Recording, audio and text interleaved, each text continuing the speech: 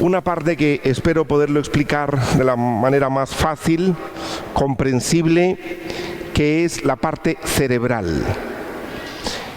La parte cerebral, la parte biológica, la parte emocional, la parte de los pensamientos, es decir, cómo estamos hechos y cómo eso puede facilitar o interrumpir la experiencia de la felicidad. ¿Sí? Entonces vamos a hablar de cuestiones psicológicas, biológicas, emocionales, procesos de pensamiento, etcétera, que influyen a la hora de experimentar la sensación de felicidad. Lo que vamos a ver aquí, a lo mejor, y yo me adelanto en esto, nos vamos a preguntar, bueno, y entonces estamos aquí en un curso de psicología y espiritualidad y da la sensación de que todo es pura biología, de que todo es pura cuestión cerebral, pura cuestión neuronal, ¿ya? Recordemos que para nosotros, y esto os lo pongo aquí en negrita en la página número 1, desde la antropología cristiana,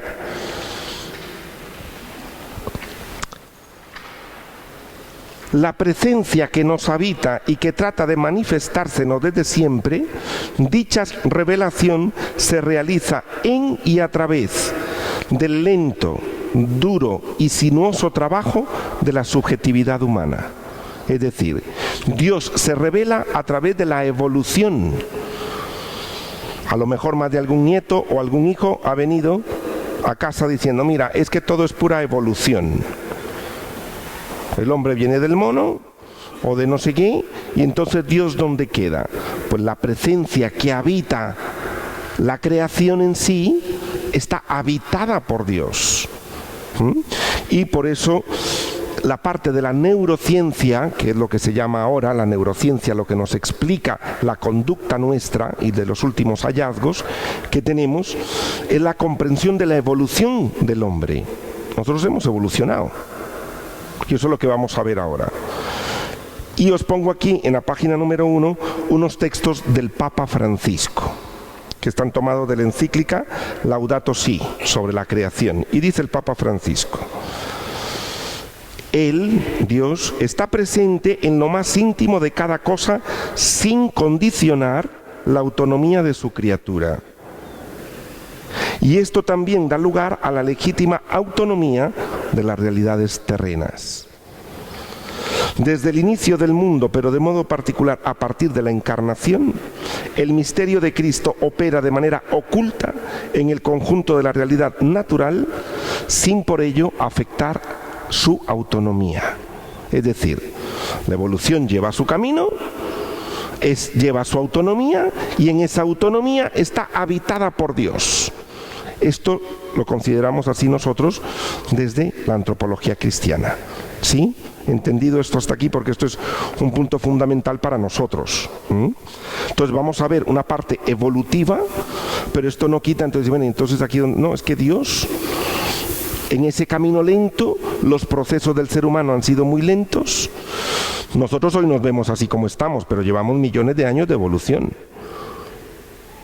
Y si creemos, es decir, Dios puso la creación, puso su huella y ha dejado en autonomía que vaya creciendo, que vaya evolucionando.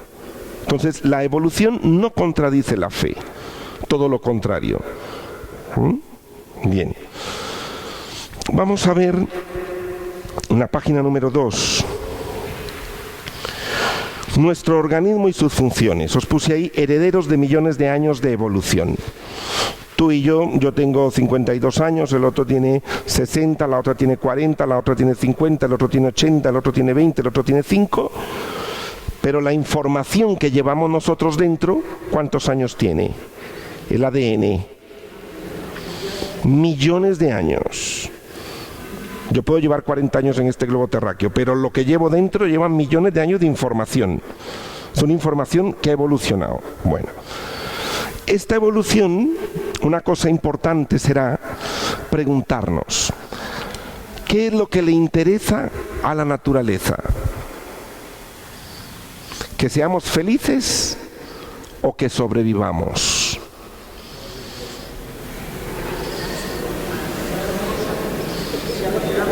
Las dos cosas, pero ¿en cuál pone el énfasis? en la sobrevivencia. Estamos hechos para sobrevivir, ¿sí? Esto no va en detrimento de la felicidad, pero para ser felices hay que vivir.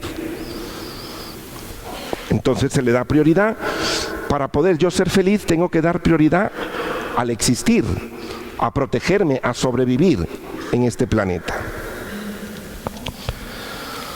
Entonces le interesa principalmente sobrevivir. Está todo hecho para dar prioridad a sobrevivir. Y lo segundo, para que seamos felices. Pero no podemos ser felices si uno no sobrevive. No podemos experimentar la felicidad. Hemos sido hechos para cuidar la vida, para protegerla. Y de hecho vamos a ver cómo hace esto. Hablábamos el otro día de que la felicidad tan es así que cuando hablábamos de que la felicidad no se encuentra en el dinero, no se encuentra en tal, basta ver el día, ¿qué día es la lotería aquí? El 22 de diciembre, ¿no? Basta ver el día 23 de diciembre. ¿Cómo se llama ese día?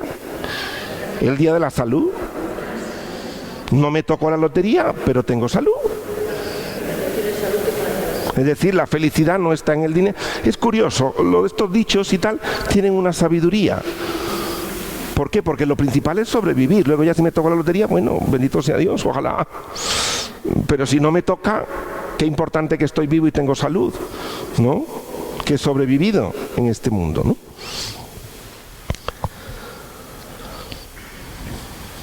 Hemos recibido una serie de herramientas emocionales, físicas, biológicas, que han ido evolucionando. Y muchas de estas herramientas psicológicas, biológicas, fueron útiles y otras lo siguen siendo. Útiles herramientas, ya las vamos a ver. Y todo ha sido diseñado básicamente para la sobrevivencia. De hecho, cuando a veces tenemos amigos, personas, parientes en casa, que les decimos nosotros, pero no seas tan pesimista, pero qué persona más depresiva, qué persona más negativa, qué persona más no sé cuánto, y uno se pregunta ¿por qué? ¿De dónde coge esta persona? Hay una parte cerebral que es muy importante, como lo vamos a ver ahora, que es muy importante estar alerta de aquello que me puede hacer daño. Imaginaros un hombre de las cavernas, hace 500 millones de años. ¿De qué estaba preocupado? ¿De ser feliz en la playa bañándose? No. ¿De ver si venía un león detrás de él? ¿Si podía cazar la pantera? ¿Si el fuego no se le apagaba? Eran cosas muy de sobrevivir. Cómo dormir en una noche donde no había energía eléctrica, se le había apagado el fuego, vete a saber qué bicho andaba por ahí, no había medicina, en fin, era de protección, ¿no? Entonces era un ambiente, y esto el cerebro lo fue heredando, porque así comenzamos. Ciertamente le decimos a alguien no seas pesimista, mira el presente, no te quedes anclado, pero lo que pasa es que hay personas que tienen, y vamos a ver por qué, tienen más desarrollado esa parte cerebral del instinto de protección, que es una parte que tenemos. Pero aunque hayamos evolucionado, a veces no nos fijamos tanto en lo positivo cuanto en lo negativo, porque eso es lo que nos hace sobrevivir. Usted está en una fiesta, está feliz, bailando, tal, y de repente suena la sirena o la campana de los incendios. Usted está preparado cerebralmente para levantar la alarma en su cuerpo, coger aire, endurecer los músculos y buscar la puerta de salida. Y no pensar en nadie, pasar por encima de quien sea. Cerebralmente, usted para lo bonito, lo bello, lo agradable que estaba haciendo, se detiene porque hay que sobrevivir ahora. Y sobrevivir yo. El otro, pues qué pena que no pudo salir. Sí, y esto lo hemos visto lamentablemente, pero es una reacción biológica que vamos a ver después la importancia que tiene de la conexión de los tres cerebros. Porque una es el impulsivo, que me hace pasar por encima de los demás, otra es el emotivo, que me hace tener empatía, y otra es el reflexivo, de pensar que tengo tiempo para salir y puedo ayudar a alguien. ¿Vale? que esto es a veces lo que no hacemos. Bien. La mirada del ser humano ha estado puesta principalmente en el peligro. Como os digo, durante millones de años los ojos del ser humano han estado: qué bicho me persigue, qué tribu nos ataca, qué león viene, qué fiera es más fuerte que yo, puedo con ella o no, qué serpiente, en fin. Imaginaros, la alerta es máxima. Se volvió experto en riesgos, en peligros, en el dolor. Y esto era más importante que lo positivo. Es decir, el día que pescaba un gran pez para comer, feliz. Pero esa felicidad le duraba poco, porque sabía que mañana no tenía que comer. Me explico, estaba pendiente más del mañana, del que voy a hacer, que del momento presente. Esto los hombres de las cavernas, de lo cual heredamos. Habría que preguntarse si hoy la preocupación es parecida. No es lo mismo un hombre de las cavernas que una persona que vive en Madrid o en Nueva York. Y aún así seguimos funcionando parecido. De hecho, le decimos a veces a la gente: no seas tan bestia, porque parece muy primitivo. Su actuar parece muy primitivo. Y vamos a ver por qué. En aquellos entonces, el que se confiaba, imaginaros uno de estos de las cavernas que se tira a la playa y dice: yo me voy al sol, voy a tomar el sol. Pues no come, se muere. Ahí no había tiempo ni para tomar el sol, ni para... Había que buscarse la comida. Todo eso quedó registrado. Millones de años, no estamos hablando, lo vemos en las pelis, pero eso es una evolución cerebral de millones de años.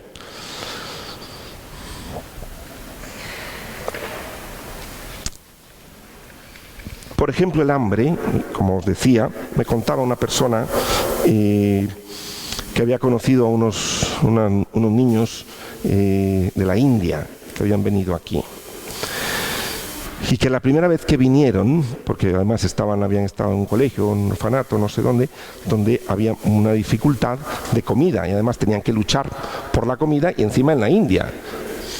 Vinieron aquí y es curioso que me decía que la primera vez que se sentaron a comer en una mesa suculenta,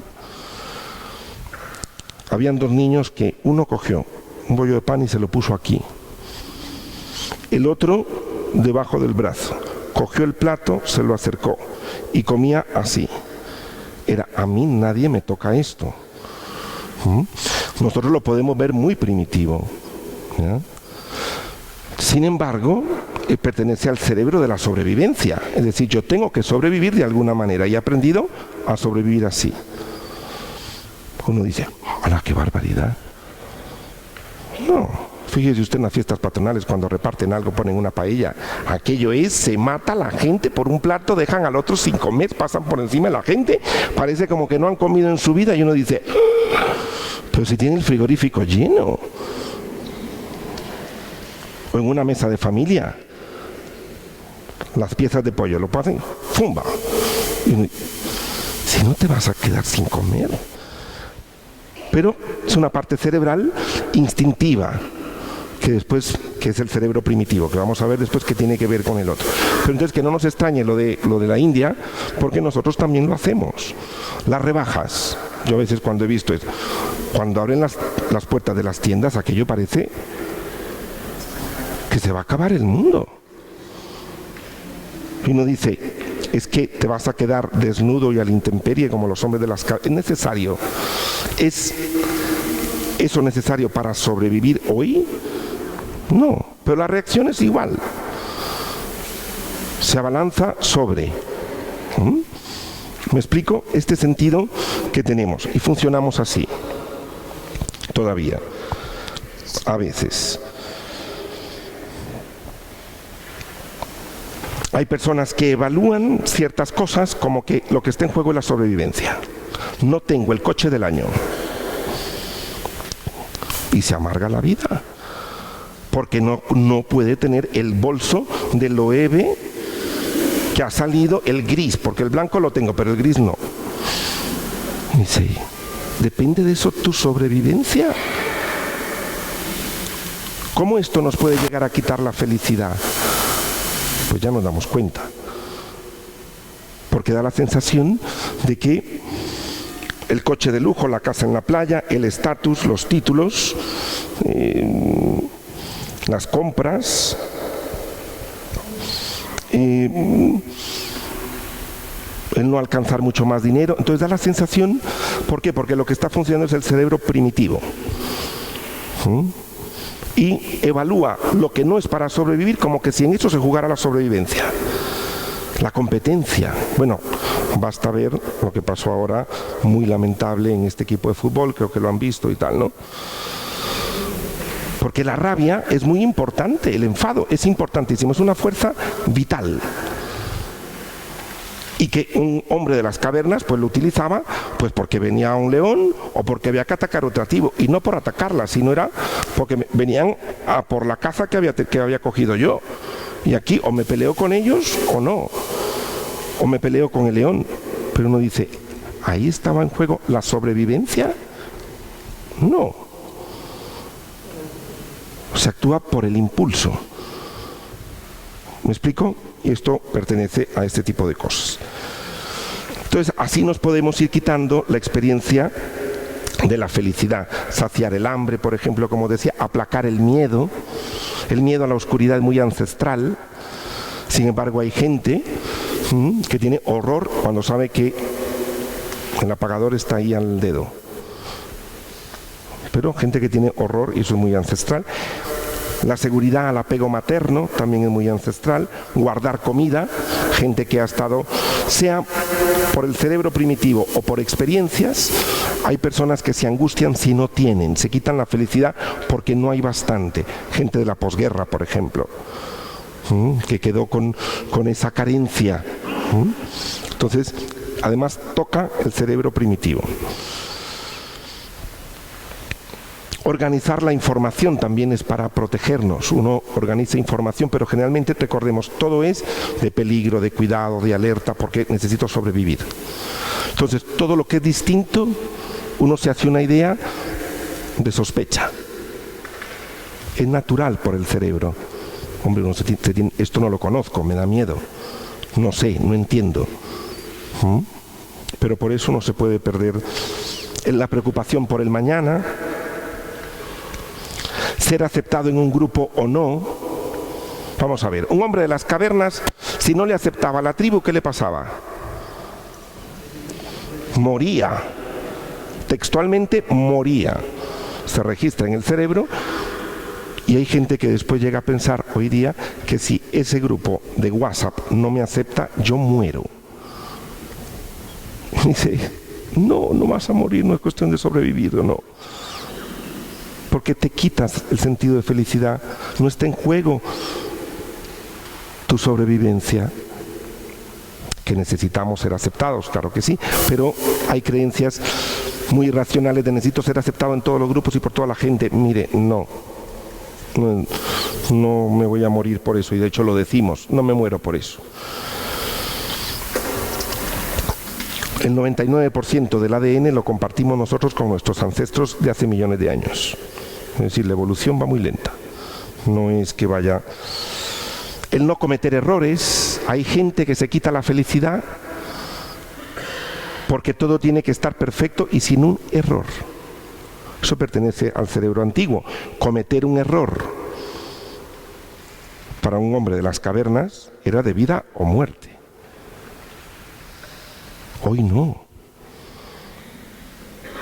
Y a veces sentimos morir y tengo que ser perfecto. No, pero es una función cerebral.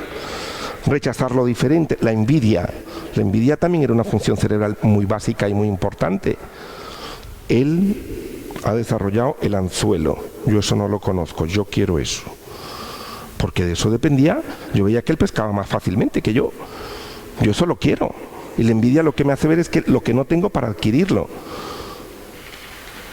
Los celos para mantener también la especie. ¿Me explico? Todo lo que tenemos cerebralmente está muy bien colocado, está muy bien puesto por Dios. La rabia, como os decía. Ahora yo os pregunto, la envidia, ¿es necesario envidiar el abrigo de piel de 14.000 euros. ¿Es necesario para que yo sobreviva el invierno de Madrid? No, no. Pero me amargo la vida porque no lo tengo. Y ya no soy feliz porque no lo tengo. También las noticias y la información, esto lo podéis seguir, porque si os es muy farragoso, tenéis aquí un cuadro que os he puesto de esto que estoy hablando. Gracias. Este círculo donde estoy hablando de las cosas, y ahí lo podéis ir siguiendo.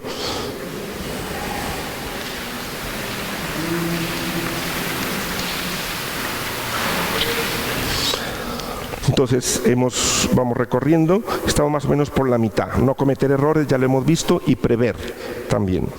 También estar alerta ante noticias para recrearlas.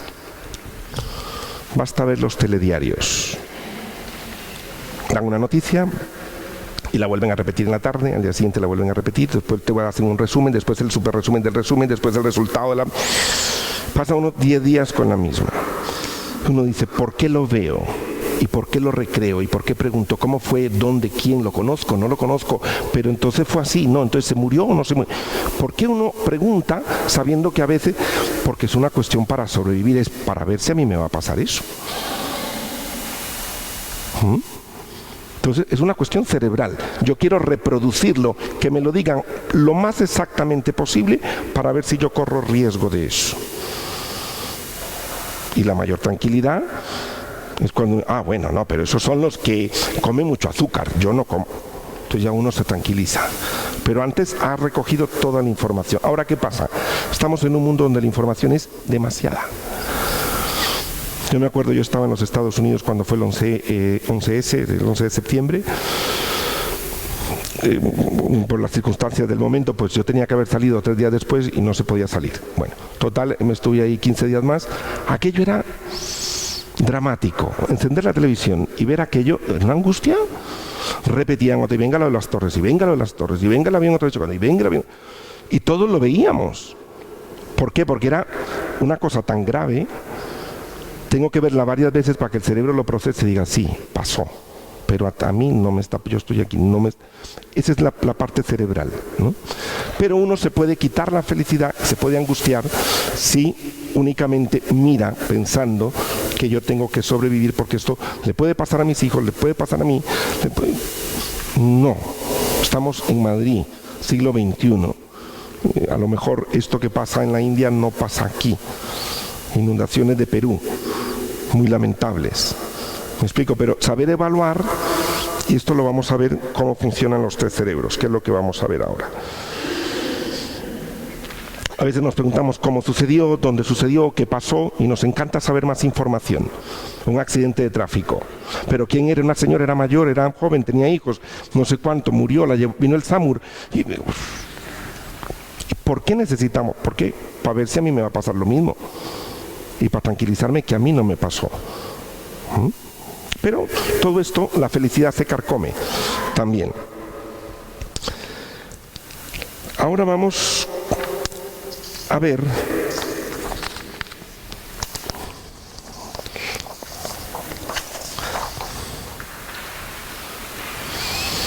la evolución de los 3 cerebros, que es el otro diagrama que tenéis ahí. Evolución cerebral.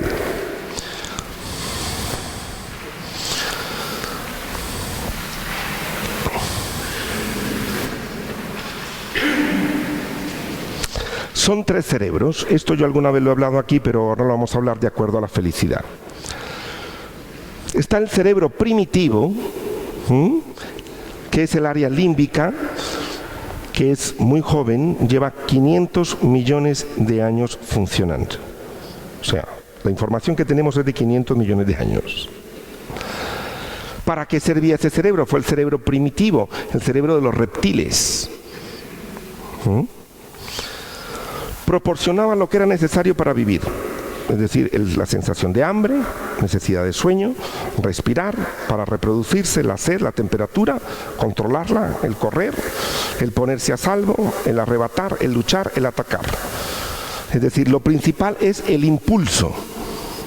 Sal corriendo, habla rápido, no hables, protégete, grita, empuja. Esas cosas, cerebro límbico, el más antiguo, porque es el que más protege. En circunstancias muy primitivas es el que más protege. Ahí no vale pensar y decir, bueno, viene el león, si yo me pongo, vamos, ya estuviera comido. No puedo ponerme a pensar. Es decir, el impulso es lo que cuenta, ¿sí? Está el cerebro emocional, que este es más joven, tiene 100 millones de años. ¿De qué me ha servido este? Era cuando aparecen los mamíferos. Ayuda a sentir emociones, me hace recordar la emoción, me ayuda a cuidar, a tener miedo, a la rabia, a las relaciones interpersonales, al amor materno, a los celos, la envidia, la tristeza, cuidar de las crías, la compasión, la misericordia, la empatía, el perdón, etc. Este evolucionó. Entonces ya no era solo el empujar, sino que yo podía empujar, pero sentía dolor si le había hecho daño. Quería proteger a las crías, ya no solo a mí, como el primitivo. ¿Sí? ¿Vamos captando la diferencia? Y el tercero, que ese es el más reciente, es el cerebro nuevo, el prefrontal, que de hecho está aquí, adelante. De hecho, ha ido creciendo de aquí abajo hacia afuera. Este lo que me ayuda es a planificar, a tomar decisiones, a pensar, a prever, a evaluar situaciones, a gestionar emociones, a discernir, enfatizar, analizar, la autorreflexión, habilidad de escoger el comportamiento adecuado. Uno a veces se comporta impulsivamente y alguien de al lado le dice, pero no has pensado lo que... Es decir, no, utilizo el primitivo y dice, pero no pensaste. Neocórtex, porque le hiciste sentir, no cuidaste a otros. Cerebro emocional. ¿Me explico? Hay gente muy impulsiva, poco reflexiva. Hay gente muy emocional y poco reflexiva. Hay gente muy reflexiva y poco emocional. Es decir, porque los tres cerebros tienen que haber una armonía. ¿Ya? Y es lo que se busca en la madurez y en el crecimiento evolutivo y de educación en casa y de la sociedad. Lo que se busca es armonizar esto. ¿Cómo es posible que en un partido se utilice más lo primitivo que la reflexión y que la parte emotiva? ¿Cómo es posible que en casa seamos muy reflexivos y hagamos reflexiones profundas, pero nunca se toca lo emocional, nunca se habla de cómo nos sentimos? Porque esto no solo es personal, sino hay familias muy reflexivas, hay familias muy impulsivas, hay familias muy emocionales. ¿Me explico? Que esto se combina en todo. Captamos un poco. Entonces, ¿quién tiene la hegemonía o el poder? Van para abajo. Primero el primitivo, porque fue el primero que apareció, es el que tiene el mando. Segundo, las emociones. Y tercero, la reflexión. Y a veces es cuando uno mismo se dice en el espejo, piensa, piensa, piensa. Usa este, que te ha dejado llevar por este. Usa este para que envuelva a los tres. ¿Sí? Lo miramos y vemos todas las posibilidades de intercambio que hay. Bien, ahora, ¿cuál es el problema? Más que problema, y podéis verlo en el círculo, porque vamos ahí por el círculo, no lo hemos terminado.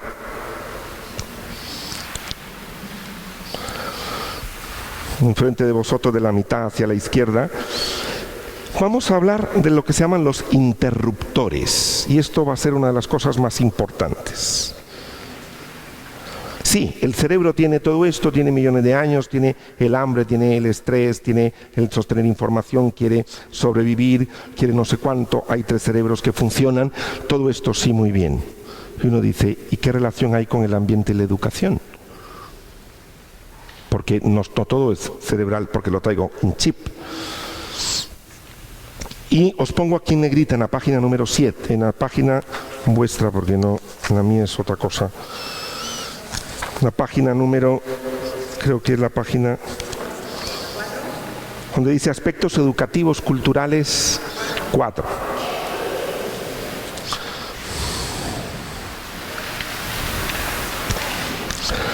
Os pongo en negrita el cerebro del bebé espera primeramente que sean los demás quienes den a los posibles interruptores buscando dónde canalizar sus miedos, sus necesidades y en definitiva sus emociones. Estamos esperando que una determinada sociedad ponga en marcha los mecanismos necesarios. Es decir, vale, yo tengo una información de ADN de millones de años. Además de eso, tengo estos 3 cerebros que han ido, y principalmente, pero el cerebro del bebé, el bebé no sabe dónde va a nacer. Entonces viene preparado para que funcione cualquiera y de cualquier manera. Y ahí es donde entra la educación. Hay familias donde a lo mejor le dan al interruptor más primitivo de la alerta. Y el bebé se va criando en una familia donde todo el mundo se asusta por todo, donde hay que estar alerta y pendiente porque en cualquier momento puede pasar cualquier cosa. Y entonces le encienden ese interruptor. ¿Me explico? Hay familias donde le encienden mucho el interruptor a nivel de la reflexión. A otro le pueden encender el interruptor de la empatía. A otro no le encendieron el interruptor de la empatía ni de la misericordia, sino del impulso y del grito. En fin, los interruptores pueden ser varios. Y uno tiene que preguntarse, ¿cuáles serían los interruptores? El impulso, el planificar, el prever, el pensar, la empatía. Hay gente que le encendieron el interruptor de la exigencia, lo hicieron muy exigente consigo mismo. Del miedo a lo esotérico. Yo conozco una familia donde el miedo a lo esotérico y a todo lo misterioso y fantasmas y hechicería y todas estas cosas, donde de hecho la madre, entiendo, que se dedica a estas cosas, donde la hija también está fatal porque todo lo que le acontece en la vida son los demonios que su madre le cuenta. Y el nieto también se despierta con pesadillas diciendo que hay un espíritu en su cama. Le encienden el interruptor del horror a lo esotérico. El horror a lo desconocido, pero en plan esotérico. Y esto se lo encienden. El niño no venía para eso. Se lo han encendido.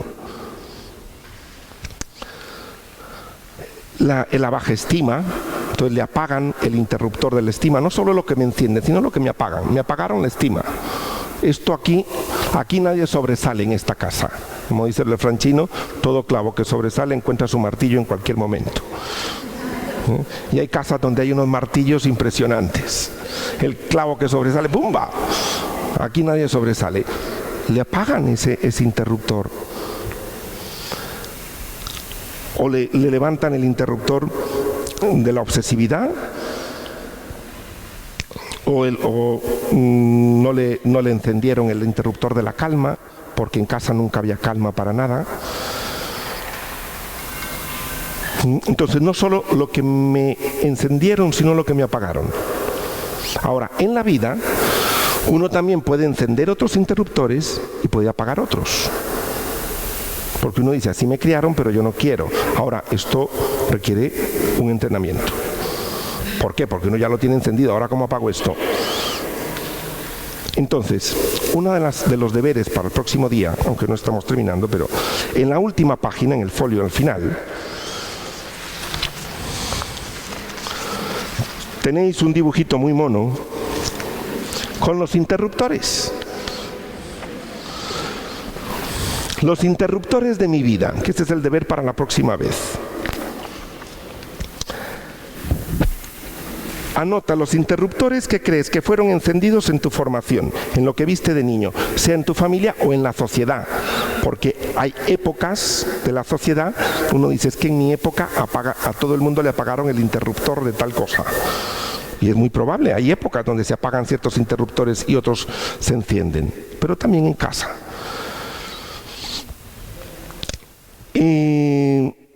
Entonces, uno, ¿cuáles son los interruptores? Los más saludables que te han servido en la vida, que están encendidos. Los interruptores que crees que no fueron tan saludables, pero que quedaron encendidos. Y que ahora tú sientes que es que esto, si yo me lo pudiera quitar, porque es que me metieron un miedo a no sé qué, me metieron una zozobra, una exigencia, o el andar deprisa. Hay gente que anda como que... El que le encendieron el interruptor, vamos, que le dieron a toda mecha. Vamos, casi lo funden. ¿Ya? Entonces, ¿qué interruptor? Y luego, los que te gustaría apagar porque ahora ya no te sirven, o tú crees que no te sirven. Y luego los apagados, los de la derecha, son los que a tu entender no fueron encendidos. En casa de misericordia y perdón, no. Era tan dura la cosa que jamás sentí yo lo que fue el afecto. O el reflexionar muy poco, todo era a base de impulsos y de tortas. Los interruptores que yo mismo he tenido que ir apagando porque ya no me han servido. Y luego, ¿cuáles de los interruptores saludables te gustaría encender ahora? Y así atender más tus necesidades. ¿Con cuáles de estos sientes que harías tu vida más cómoda hoy día? Me explico, es ver los interruptores de mi vida. ¿Qué encendieron, qué apagaron, qué he apagado yo, qué he encendido yo, qué me ha servido, qué no? Como digo, está el cuidar a otros. Hay familias donde encendieron muy bien el cuida de los demás. Hay que cuidar, hay que tratar bien. Hay familias donde no es que son malas, sino simplemente que ese chip no se encendió. Entonces a mí no me da por... Entonces, una ventaja es que esto sí se puede cambiar. ¿Qué otras cosas? También la relación de pensamientos, emociones y acciones.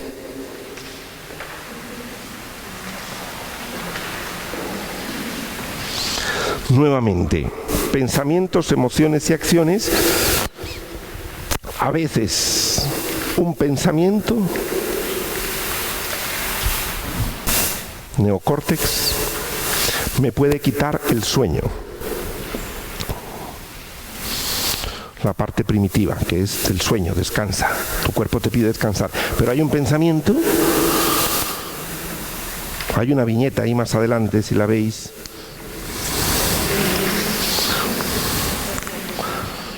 Leedla, a ver qué os parece.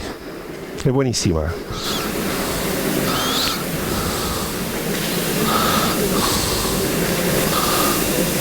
¿Sabéis que somos el único animal que tiene problemas de insomnio no biológico?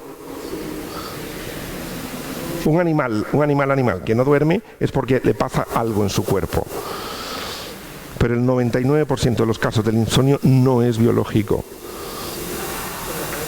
Somos el único animal con insomnio no biológico. Comentad un minuto nada más esta viñeta. Leedla nuevamente la viñeta y la comentáis con el de al lado. Si os ha pasado esto, digo yo, no sé, por casualidad. A mí un montón de veces.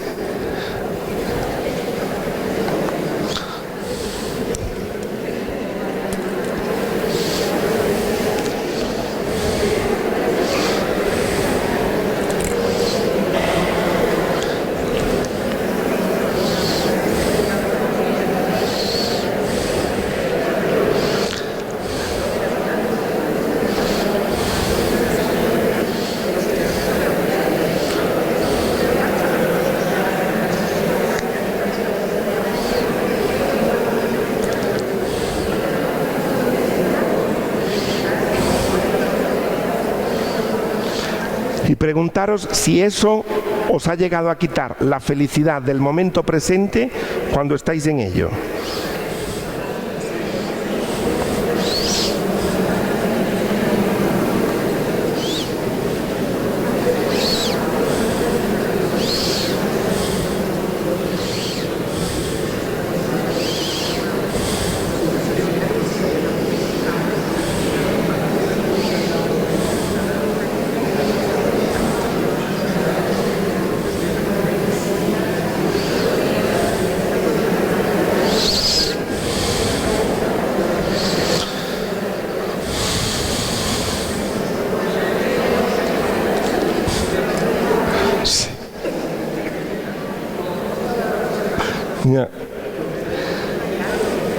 Bien, vamos a continuar para poder terminar, pero yo creo que a todos nos ha pasado que hay pensamientos recurrentes que nos acompañan todo el día y que uno dice, y llega la nieta y está jugando y no disfruta de la nieta, y no disfruta de la amiga con la cual tomó café, y no disfruta de nada, porque entonces la felicidad se hace difícil experimentarla. Han habido cosas buenas en el día, pero yo estoy ocupado con otra cosa. ¿Me explico? Estamos viendo cómo, lo que estamos viendo hoy es cómo nos autointerrumpimos la sensación de felicidad. Muchas de las veces. También a veces el impulso me impide ser empático. Y estamos hablando aquí en situaciones normales. Ciertamente hay cuestiones de enfermedades, donde a lo mejor uno de estos está tocado, donde hay un trastorno de personalidad también. Es decir, estamos hablando aquí en condiciones más o menos normales. Cuando hay un trastorno de personalidad, esto o los tres o uno de los tres puede estar bastante trastocado, que es bastante difícil y a veces se puede llegar a necesitar medicación. También está la imaginación. La imaginación es otra cosa que, al igual que los pensamientos recurrentes, nos puede quitar la sensación de felicidad. Y la imaginación es muy importante, porque como os decía, uno imagina, y como os pongo ahí, donde habla de la imaginación, simulamos escenas, las recordamos para corregirlas la próxima vez que las vivamos. Imaginamos modos de resolver situaciones, recreamos diálogos en solitario, y esta capacidad de estar imaginando continuamente nos lleva a perdernos en el presente. ¿Quién de vosotros no se ha pillado en la cocina hablando solo? Y si le digo, porque entonces, claro, cuando venga, yo no sé por qué es que me dijo esto a mí, pero claro, es que y se pone a discutir con una persona que no está enfrente. O con la persona que va a ir a la reunión, porque usted va a ir a una reunión y se va a encontrar esa persona. Y entonces usted mete, mientras está fregando los cacharros o está limpiando la mesa, comienza. Cuando yo lo vea le voy a decir, porque claro, no, pero es que la vez pasada me dijo, porque usted ensaya el encuentro, porque uno lo ensaya. Esos ensayos para los hombres de las cavernas eran importantísimos. Un fallo y podía morir. ¿Sí? Y uno dice, la reunión a la que vas, un fallo y mueres. No. Y no nos damos cuenta que el cerebro no sabe lo que es imaginación de lo que es realidad.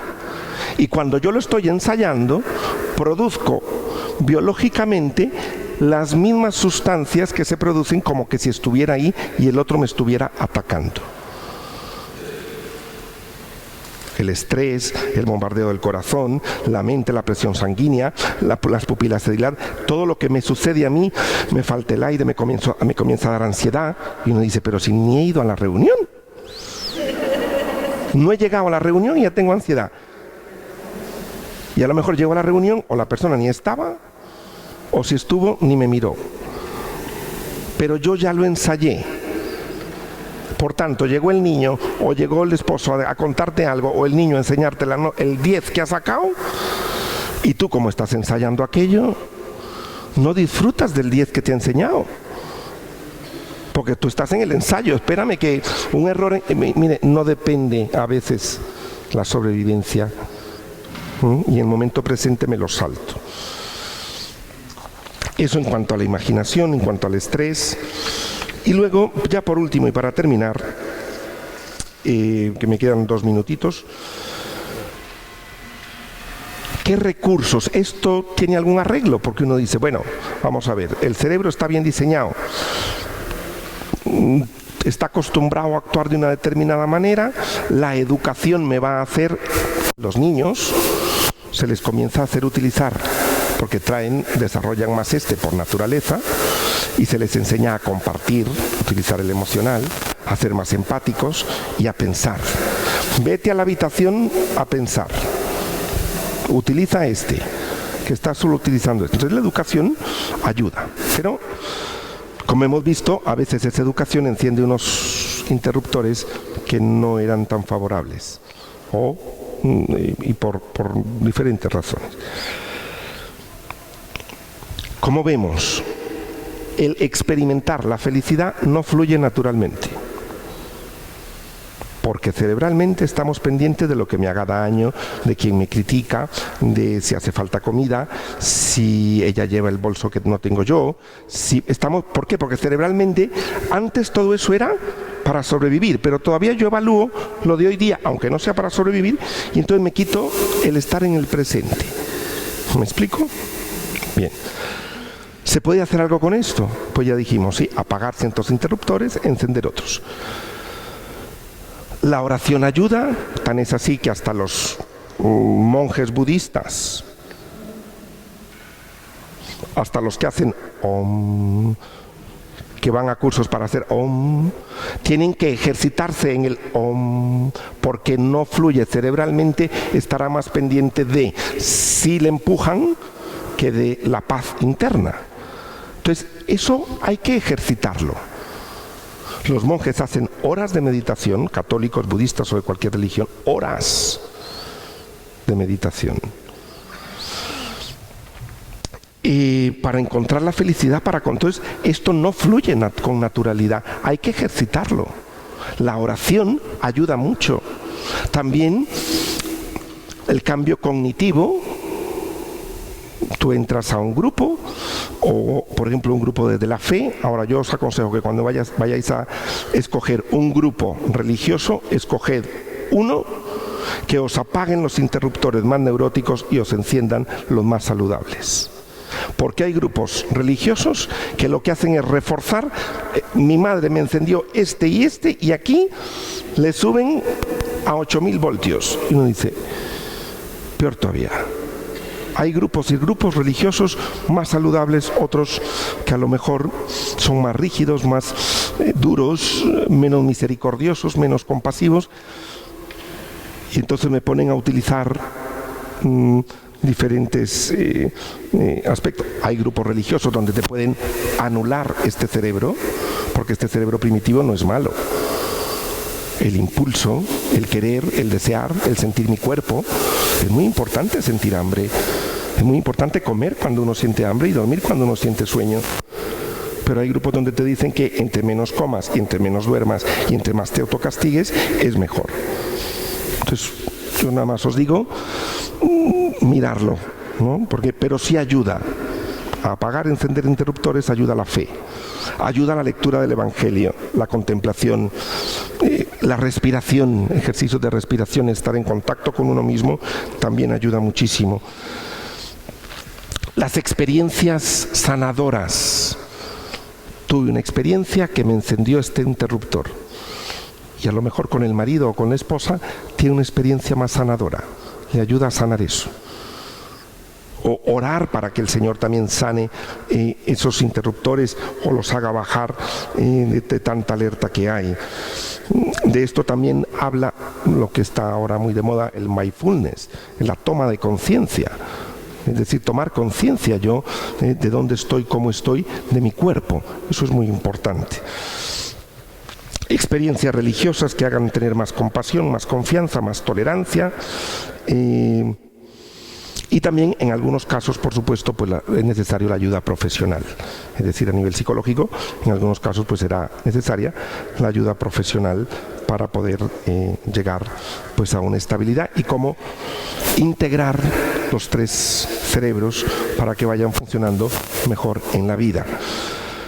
Y luego, ya no me da tiempo, pero bueno, lo dejamos para el próximo día, lo de educar para la felicidad. Esto lo podéis leer en casa, que es sobre el informe de la ONU de 2016 sobre la felicidad, que es un informe el más reciente, algunas cosas donde habla de educar para la felicidad y donde dice que va a ser muy importante en el futuro determinar si un niño se convertirá en un adulto feliz y productivo o no. ¿Y qué es lo que va a hacer de un niño o de un adolescente feliz y productivo? Y que a lo mejor la sociedad, porque dice que pone lo académico y lo conductual o lo emocional, y dice que es en el desarrollo emocional y aprender a manejar las emociones donde va a encontrar la felicidad, o va a tener la sensación de felicidad. Y hay que educar en las emociones, no tanto en cómo te tienes que comportar y cómo te tienes que hacer, ni tanto cuánto tienes que estudiar, sino qué haces con tus emociones, porque es en el manejo de las emociones donde va a nutrir a los otros dos. Bien, esto sería, no sé si se os ha hecho muy farragoso, más o menos se ha captado esto. Bueno, terminamos aquí, nos veríamos el día, creo que es el 4 de abril, que es una semana antes de Semana Santa. Vamos a iniciar ese día ya con el aspecto psicoespiritual. Vamos a iniciar con la parte de la espiritualidad. ¿Sí? Bien, buenas noches.